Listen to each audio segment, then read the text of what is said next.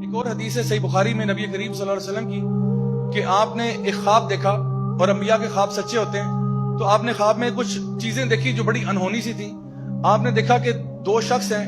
اور آپ کو قیامت کا منظر دکھایا گیا۔ ایک شخص جو ہے وہ دوسرا زمین پہ لیٹا ہوا ہے، اور ایک شخص بڑا سا پتھر لے کے اس کے سر کے اوپر مارتا ہے۔ اس کا سر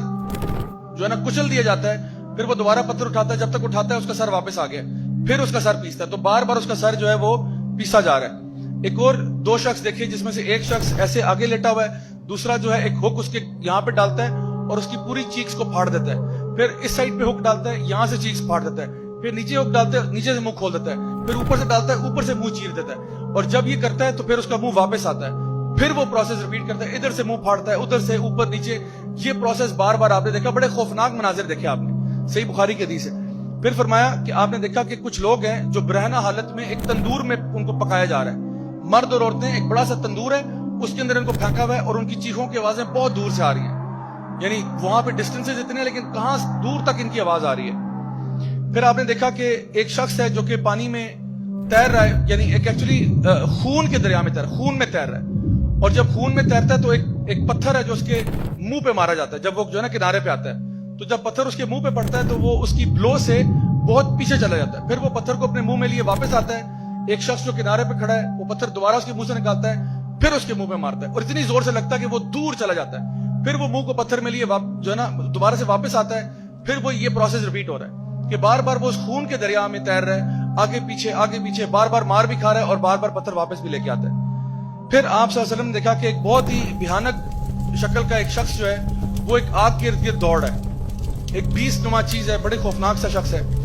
پھر آپ نے دیکھا کہ ایک باغ ہے، اس باغ میں ایک اونچا سا درخت ہے اور اس کے ساتھ ایک اونچا سا انسان ہے، بڑا خوبصورت سا، خوش شکل سا، اس کے ارد گرد بہت سارے بچے کھیل رہے ہیں اور وہ ان کے ساتھ بہت انجوائے کر رہے ہیں۔ اس کے بعد آپ نے دیکھا کہ آپ نے ایک چھوٹا سا ہل کراس کیا، ہل کراس کر کے آگے گئے تو آپ نے دیکھا کہ ایک لیک ہے، اور اس لیک کے ساتھ کچھ لوگ ہیں جو آدھے خوبصورت ہیں اور آدھے بہت بدصورت ہیں، تو وہ جب لیک میں جاتے ہیں ڈبکی لگا کے باہر آتے ہیں تو وہ پورے خوبصورت ہو جاتے ہیں، یعنی انہوں نے وہ شخص دیکھے، بہت سارے لوگ کھڑے ہیں جو ان کا ایک سائڈ بہت خوبصورت ہے اور ایک سائڈ اتنی ہی بدصورت ہے، وہ اس دریا میں اس لیک میں جا کے ڈپ کر کے آتے ہیں، باہر آتے ہیں تو بالکل صاف ستھرے ہو کے اچھے لگ رہے ہیں۔ تو آپ نے فرشتوں سے پوچھا، آپ خواب میں دیکھ رہے ہو فرشتے آپ کو ٹور کرا رہے ہیں، آپ نے جب فرشتوں سے پوچھا کہ یہ سب کیا معاملہ ہے تو ان کو بتایا گیا کہ وہ جو دو شخص ہیں یہ وہ ہیں کہ جو قرآن کو پڑھتے تھے لیکن اس کو یاد نہیں کرتے تھے، اس کو اگنور کر دیتے تھے، اس کو نیگلیکٹ کرتے تھے، یعنی قرآن کو ان کو پتا تھا لیکن نہ تو اس کو یعنی صحیح طریقے سے پڑھتے تھے، سمجھتے تھے، نہ اس پر عمل کرتے تھے، اور قرآن سے منہ پھیر چکے تھے، حالانکہ گھروں میں ان کے قرآن پڑے ہوئے تھے۔ تو یہ وہ ہیں جن کے سر پیسے جا رہے ہیں، کیونکہ اب آپ کو قرآن کا فائدہ ہی نہیں ہوا نا، آپ نے تو اوپر سے پڑھ لیا لیکن عمل ہی نہیں کیا، سمجھنے کی توفیق ہی نہیں ہوئی آپ کو۔ پھر وہ جو دو شخص تھے جو آئرن کی ہک سے جن کا منہ چیرا جا رہا تھا، یہ وہ شخص تھا جو اپنے گھر سے نکلتا ہے اور جھوٹ بولتا ہے، اور اس کا جھوٹ جو ہے وہ ہر طرف پھیل جاتا ہے، اور صحابہ کے دور میں یہ سمجھنا شاید تھوڑا سا مشکل ہوتا ہوگا لیکن آج تو بہت آسان ہے، سوشل میڈیا کا دور ہے، آپ ایک بات کرتے ہیں پوری دنیا میں پہنچ جاتی ہے۔ تو کہا یہ جو جھوٹ بولنے والا ہے اس کا منہ چیرا جا رہا ہے۔ اس کے بعد وہ جو اون میں تھے یہ وہ تھے جو زانی اور زانیہ ہیں، جو امت کے اڈلٹرز ہیں اور زنا کرنے والے، یہ وہ لوگ ہیں جو سارے کے سارے تندور میں پھینکے جا رہے ہیں اور ان کے پورے جسم کو سزا دی جا رہی ہے۔ وہ جو خون کے دریا میں تیر رہا تھا یہ سود لینے والا تھا، جو سود میں ڈیل کرتا تھا، سودی کاروبار کرتا تھا، سودی بزنس کرتا تھا، یہ خون کے دریا میں تیر رہا ہے اور اس کو پتھر پڑ رہے ہیں اس کے منہ کے اوپر۔ وہ جو ایک خوفناک سا شخص تھا یہ کون تھا؟ یہ مالک تھا، جہنم کا داروغہ تھا۔ یہ یاد رکھیں، یہ جو جہنم کے فرشتے ہیں نا، یہ عام طور پہ فرشتے کے بارے میں جب آپ کو کہا جاتا ہے کہ وہ تو بڑا فرشتہ ہے تو آپ کے ذہن میں بڑا خوبصورت سا اینجل آتا ہے، بڑے بڑے پیارے سے پر رہے ہیں اور خوبصورت سا چہرہ ہے، لیکن کچھ فرشتے انتہائی خوفناک ہیں، انتہائی خوفناک ہے۔ اور یہ جو جو ہے نا جہنم کے داروغے ہیں، جو 19 گیٹ کیپرز آف ہیل ہیں، یہ انتہائی خوفناک فرشتے ہیں، اور یہ جو مالک ہے جو سب سے بڑا گیٹ کیپر ہے یہ بھی انتہائی خوفناک ہے۔ تو اب جہنم میں بڑے پیارے پیارے فرشتے نہیں دیں گے آپ کو، جہنم میں جو گارڈز ہیں وہ گارڈ بھی بڑے دہشت والے ہیں۔ تو یہ جہنم کے داروغے کو آپ صلی اللہ علیہ وسلم نے اپنے خواب میں دیکھا،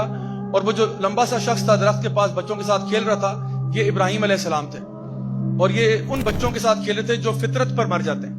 یعنی بالغ ہونے سے پہلے بیچارے 2 سال 3 سال 4 سال کے بچے کا انتقال ہو گیا تو یہ ان کے ساتھ جنت میں کھیل رہے ہیں۔ اور وہ لوگ جو آدھے خوبصورت اور آدھے بدصورت تھے یہ وہ لوگ ہیں جو اچھے کام بھی کرتے تھے لیکن برے کام بھی کرتے تھے برابر برابر. یعنی یہ نہیں کہ ایک ہوتا ہے نا انسان نیکی کی طرف جاتا ہے, یہ وہ لوگ تھے جو 50-50 چل رہے تھے کہ بھئی ہم اچھے بھی کرتے ہیں, یہ جی آج رات ناچ گانا بھی ہوگا اور عشاء کی نماز بھی ہوگی, دونوں چیزیں ساتھ ساتھ چل رہی ہیں. بھئی ہم تو دین اور دنیا کو لے کے چل رہے ہیں. یعنی انہوں نے دنیا جو ہے نا وہ اللہ کی نافرمانی کو دنیا کہہ رہے ہوتے ہیں کہ دین بھی ہے لیکن دنیا بھی تو ہے نا, اللہ کی نافرمانیاں بھی تو ساتھ ساتھ ہی چلتی ہیں. حالانکہ اللہ تعالیٰ فرماتے ہیں یا ایھا الذین آمنوا ادخلوا فی السلم کافہ, اے ایمان والو پورے کے پورے اسلام میں داخل ہو جاؤ. ولا تتبعوا خطوات الشیطان, اور شیطان کے نقش قدم پر نہ چلنا. My dear brothers and sisters, یہ میں کوئی فیری ٹیل فکشن کی بات نہیں کر رہا ہوں, یہ ریئلٹی ہے. یہ وہ غیب کی باتیں ہیں جو نبی کریم صلی اللہ علیہ وسلم بتا کر گئے کہ باز آ جاؤ, اللہ کے بندو باز آ جاؤ, گناہوں سے توبہ کر لو, اللہ تعالیٰ کی رحمتوں کے دروازے کھلے ہوئے ہیں. اس کے باوجود تم توبہ نہیں کرو گے تو حالت آگے دیکھ لو کیا ہونے والی ہے. بڑے سے بڑا آپ نے گناہ کیا ہو, بڑے سے بڑا گناہ کیا ہو, اللہ تعالیٰ آج آپ کے پاس موقع ہے, معافی ہو سکتی ہے. اللہ تعالیٰ فرماتے ہیں تو زمین و آسمان کو بھی گناہوں سے بھر دے, میں سے بڑی مغفرت تجھے دے سکتا ہوں. تو سارے سمندروں کو گناہوں سے بھر دے, میں اس سے بڑی مغفرت دے سکتا ہوں. آج موقع ہے, جب مر جائیں گے اس کے بعد توبہ کریں گے تب فائدہ نہیں ہوگا. یہ آفر محدود مدت کے لیے ہے. یہ جو آفر ابھی آپ کو ملی ہوئی ہے نا, یہ محدود مدت کے لیے. تو اس لیے عقل مند انسان وہی ہے جو اس کا فائدہ اٹھا لے.